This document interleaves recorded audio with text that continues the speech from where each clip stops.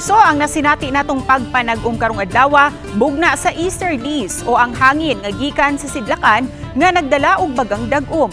Matod sa pag-asa, ang easterlies karon ang nagpasulabi sa may Eastern Visayas ug nagpadayon sa Central Visayas ang direksyon niini dala ang bagang dag-um.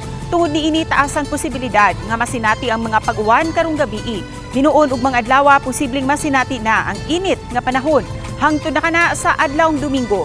Samtang ang shear line o ang panag-abot sa init ug bugnaw nga hangin atuan na karon nakaapekto sa Southern Luzon.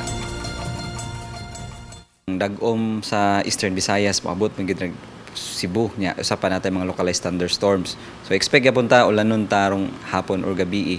Pero most likely dili mga bonok kay kuan siya ang easterly ang iyang concentration tuara sa may Eastern Visayas gid.